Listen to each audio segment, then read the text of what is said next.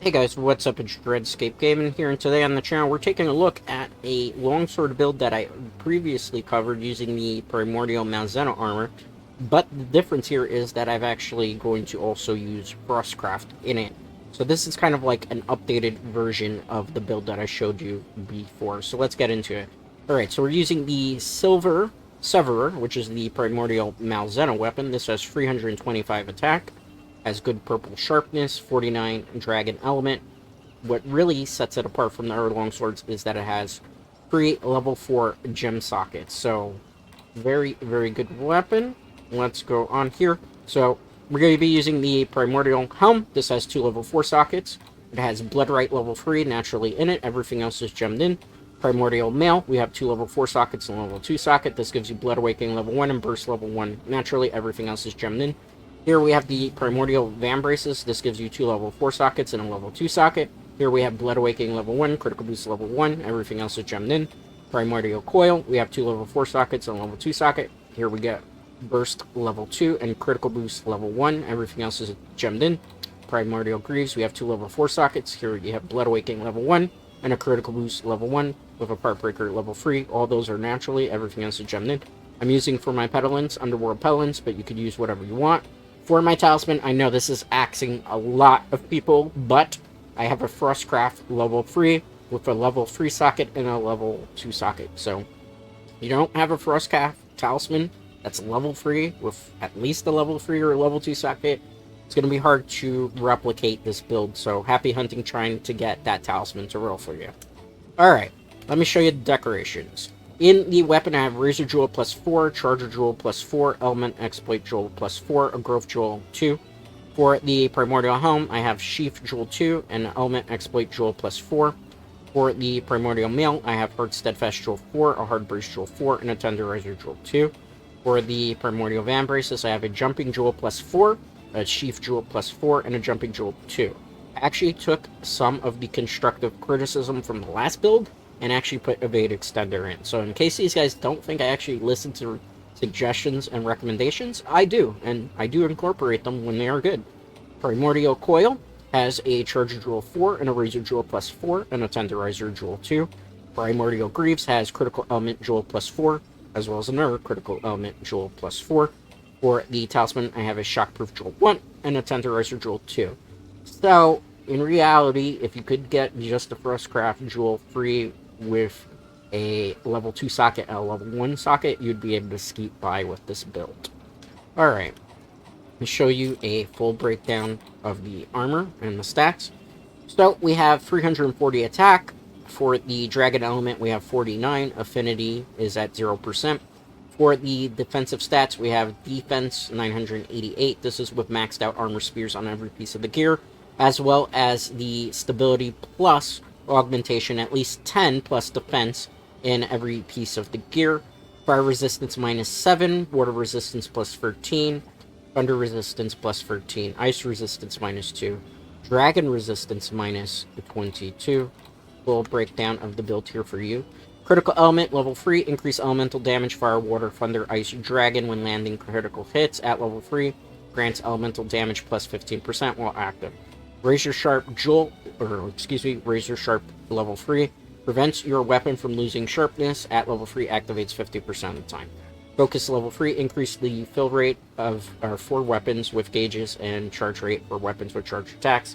At level 3, 20% faster gauge fill rate and 15% faster charge times.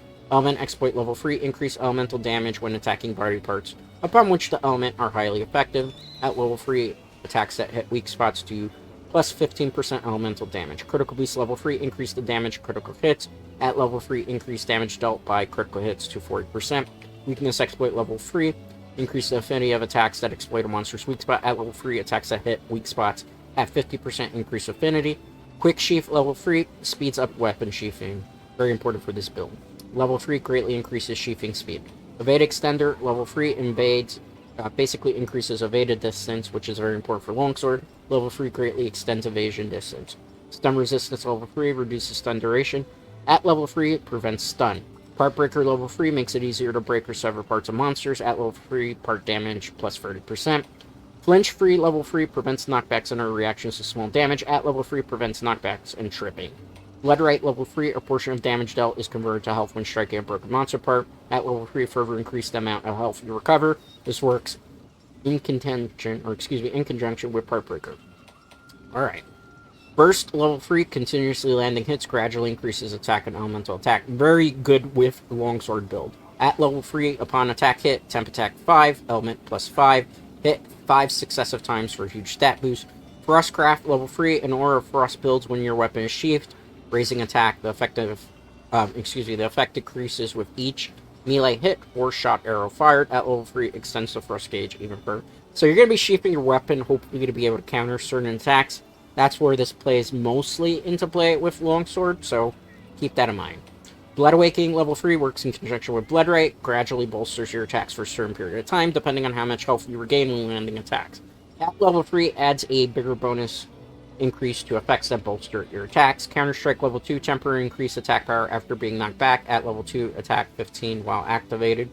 Shock Absorber Jewel 1 disables damage reactions when you hit a friend or when a friend hits you. At level 1, it activates the effect. So this gem's important because longsword pretty much trips people a lot, and people don't like that in Monster Hunter, so when you're playing multiplayer, always really run this gem. A lot of people say don't, but I'm one of those people that's going to say run it, because if you're playing multiplayer and you're tripping your teammates, you're probably not going to have teammates for very long in that hunt.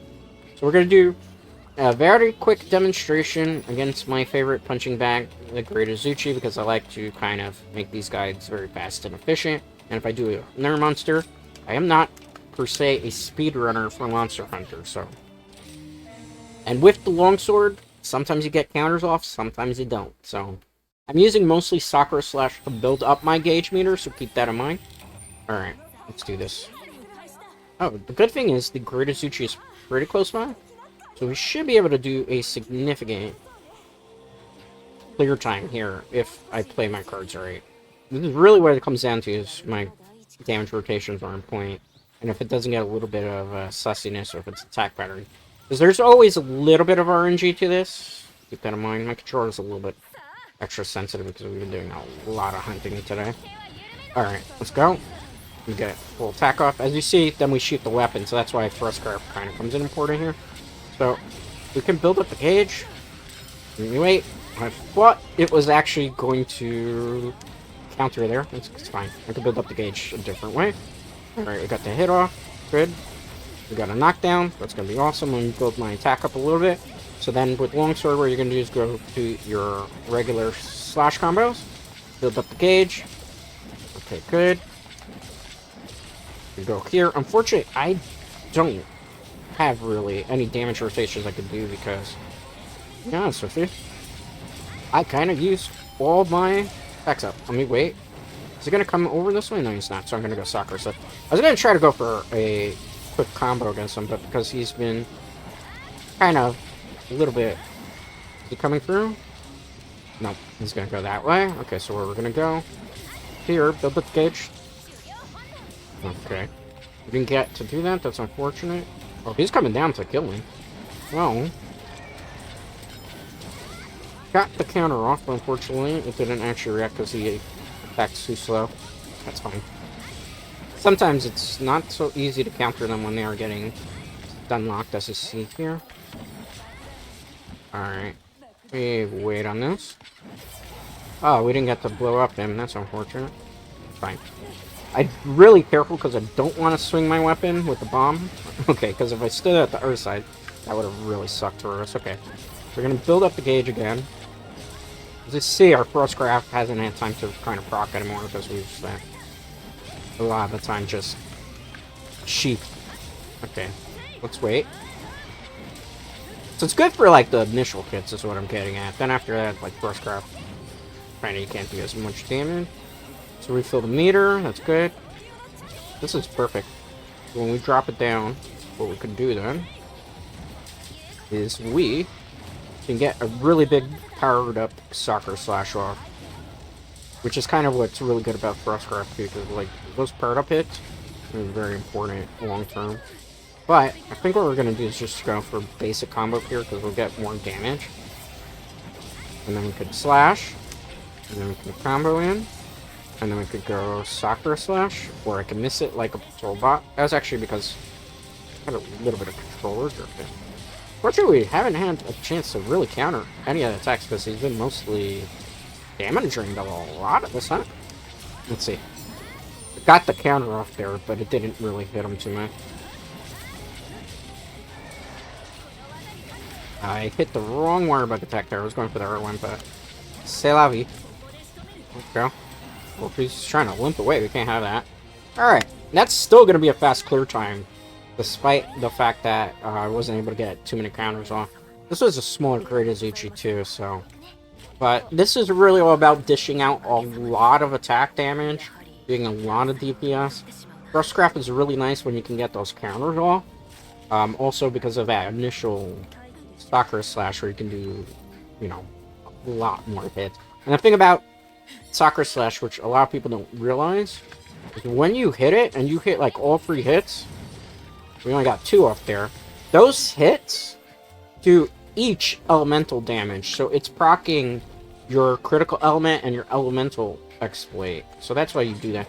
Another thing also with this build that you want to do, whenever you can, if you have like 2 gauges here, you could do the counter move. I can't get the gauge to build up though, unfortunately, so, you know. So you want to really get a lot of counters off. Because the more you counter, case in point, let me swing here.